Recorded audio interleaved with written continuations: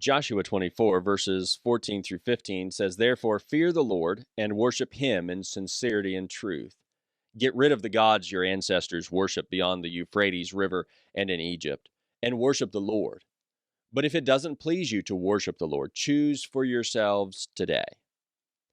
Which will you worship? The gods your ancestors worshiped beyond the Euphrates River, or the gods of the Amorites in whose land you are living? As for me and my family, we will worship the Lord." After God had led the Israelites into the promised land under Joshua's leadership, he fulfilled the promises he had made to Abraham, Isaac, and Jacob to give their descendants the land. Later, before Joshua's death, Joshua gathered Israel and their leaders for a farewell address. In it, Joshua reminded them of how much God had done for them in contrast with those who worshiped other gods. Then Joshua urged the Israelites to remember these things so as to choose to worship and serve Jehovah God as opposed to the gods of the other nations. For Jehovah is the true and living God who provided great blessings for the people, while the other gods had been defeated by Jehovah.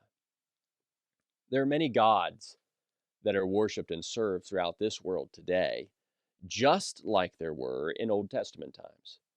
Some are images made out of gold, silver, wood, etc. Others are people, even ourselves. Others are represented by money and physical desires people have. In fact, gods can come in any shape and size imaginable.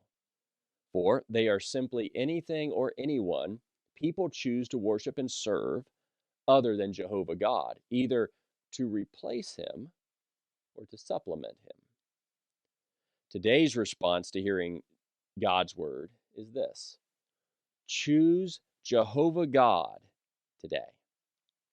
It's easy to get caught up in the culture around us that honors false gods.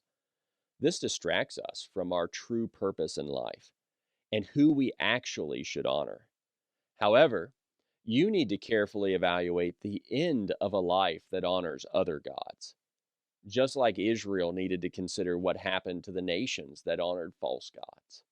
Then you must make a firm decision to choose Jehovah God today and every day for yourself and your family, that you will serve and worship him alone because he alone is worthy.